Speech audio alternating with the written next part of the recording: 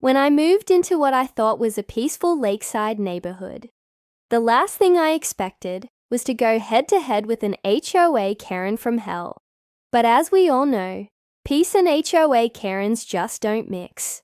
This particular story revolves around my old black Jeep Wrangler. Now, it wasn't the prettiest thing on four wheels, I'll admit. I had it parked in the shared lot, locked up tight with a wheel clamp and covered with a tarp because I was waiting on some official paperwork to clear. But for Karen, the self-proclaimed HOA enforcer of our little community, my Jeep was public enemy number one. She saw it as an eyesore, a blight on her perfectly manicured suburban paradise. It didn't take long for her to make her feelings known. One morning, there was a frantic banging on my door. I opened it to find Karen standing there, clipboard in hand, a furious scowl on her face. "You can't park that thing here," she declared, pointing a trembling finger towards my covered Jeep. "It's junk. It violates Section C, Paragraph 4 of the HOA bylaws regarding unsightly vehicles." I tried to be reasonable. "Mum," I said as calmly as I could, "the vehicle is legally registered and parked. It's temporary. I'd appreciate it if you'd step away from my property." She just scoffed, made a note on her clipboard, and stormed off, muttering something about taking matters into her own hands. I figured she'd just send me a strongly worded letter. I was wrong. So wrong. The very next day, I walked out to check on the Jeep, and my stomach dropped. The heavy-duty lock on the wheel clamp was cut clean through. The tarp was gone, and the Jeep was gone, vanished. It had been towed away. Later that afternoon, I overheard Karen bragging to another neighbor by the mailboxes. "I told him," she said, puffing out her chest. "I run this HOA. Junk doesn't stay on my watch." She was so proud of herself, so smug. She thought she had won. She thought she had taught me a lesson. What Karen, in all her clipboard-wielding glory, didn't know was that her little power trip had just crossed a very, very serious line. That junk Jeep wasn't just my personal vehicle.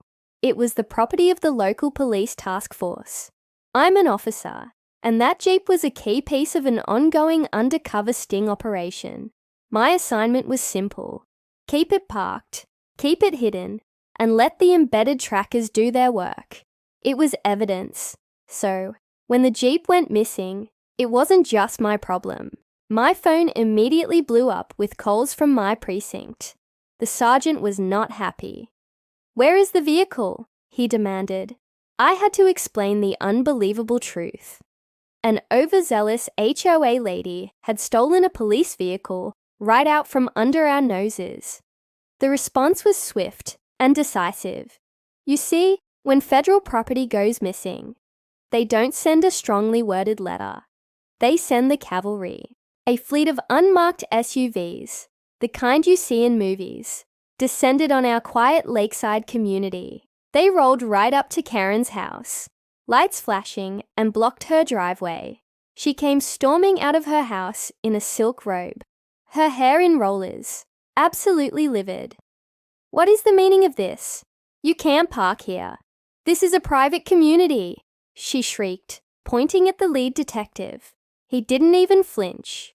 He just looked at her with a calm, steely gaze and said, "Ma'am, we have reason to believe you are in possession of stolen federal property. We're here to recover it." The color drained from her face. She went from furious to ghost white in a split second. She started stammering, "Stolen? Property? I just had a junk car towed. It was an eyesore." "The junk car you had towed," the detective continued, "is a surveillance vehicle belonging to a joint police task force. It turned out Karen's little stunt was far more sinister than just petty HOA tyranny. She had already contacted her brother, who conveniently owned a towing business, and they had arranged to strip the Jeep and sell it for parts. They were literally in the middle of dismantling police evidence. The task force recovered what was left of the Jeep, thankfully with all the crucial tracking equipment intact. But the story doesn't end there. As part of their investigation, they obtained a warrant to search her property, and in her garage, tucked away under tarps, they found 3 other vehicles. 3 cars that belonged to other neighbours, people she had bullied and fined over the years, people who thought their cars had just been towed and impounded. Karen wasn't just a nosy HOA president. She was running a small-time vehicle theft ring with her brother, using her HOA position as a cover to identify and steal cars from her own neighbours. When the officers led her out in handcuffs, still in her robe, the entire neighbourhood came out to watch, and they cheered. People were literally clapping and high-fiving. One neighbour shouted, "Looks like the HOA's finally under new management." It was a moment of pure, unadulterated community joy. Now the investigation is over, the Jeep has been put back together, and I'm back on duty. Every time I drive by her old house in that same black Jeep, I can't help but smile. Because sometimes, the best revenge isn't something you plan. Sometimes, it's just watching justice catch up to Karen. Thanks for listening to my story. If you enjoyed this little dose of justice, make sure to hit that like button and subscribe for more. Let me know in the comments if you've ever had a crazy HOA experience. Stay safe out there. The day after Karen's arrest, the whole neighborhood was buzzing. Some people were in complete shock. They couldn't believe it. Others, the ones who had been dealing with her for years, just nodded and said they saw it coming from a mile away. Me, I just wanted to get back to my quiet life. I wanted my peace. But as I was quickly learning, when you're dealing with a Karen of this magnitude, peace doesn't last long. A week later, I heard a timid knock on my door. It was the HOA vice president, a perpetually nervous guy named Marky. He was wringing his hands, avoiding eye contact. We didn't know, he stammered. We had no idea. She was actually stealing vehicles. She bullied everyone. Please, don't press charges against the entire HOA. I looked at him, seeing a man who was clearly out of his depth. Mark, relax, I said, trying to sound reassuring. I'm not here to destroy the HOA. I'm not looking to sue everybody into oblivion. I just want some accountability. And honestly, I want a few answers. That was an understatement. I wanted a lot of answers. And boy, did I get them. It turned out that Karen had been weaponizing the HOA's towing policy, turning it into her own personal hunting license for profit. Her little scheme was disgustingly simple. She would slap residents with bogus fines, claim their vehicles were abandoned or in violation of some made-up rule, and then her brother's towing company would conveniently swoop in to dispose of them. Of course, dispose meant selling them for parts, or for straight cash, all under the table. But what truly shocked me was the depth of her deception. This wasn't just a side hustle. It was a hostile takeover. She had been systematically falsifying HOA meeting notes. She forged voting records. She essentially wrote herself a blank check, giving herself complete, unchecked control over all enforcement power in the neighborhood. She was the judge, jury, an executioner, and everyone was too scared to question her. A few weeks later, When the task force had dug a little deeper, they called me back to the station. Detective Ramirez, the lead on the case, slid a thick file across the table towards me. He had a grim look on his face. "We found a lot more than just stolen cars," he said. "She was laundering money. Big time. Right through the HOA's own maintenance accounts." I just stared at him, trying to process it. "So, all the HOA fees, the money we were paying for community upkeep." He nodded.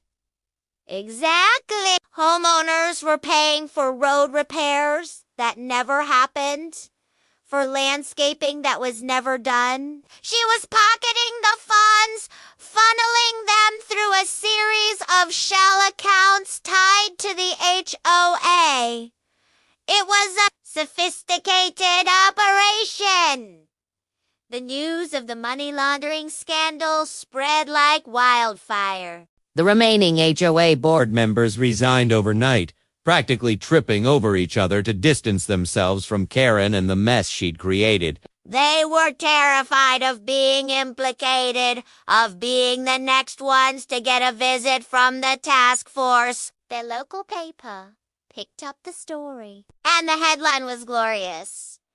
"HOA president busted in multi-vehicle theft and fraud scheme." Suddenly, the dynamic of the neighborhood shifted. People who had once been too intimidated to even make eye contact with Karen were now coming out of their shells. They started organizing, holding new, open meetings in the community center. There were actual discussions, real debates, and a brand new zero-tolerance policy for any abuse of power. It felt like the neighborhood was breathing again. But there was one final, perfect twist to this whole saga. When the police were processing my Jeep for evidence, they found something Karen had missed. Tucked away discreetly on the dashboard was a small, hidden dash cam. It had been recording the entire time. And on that footage,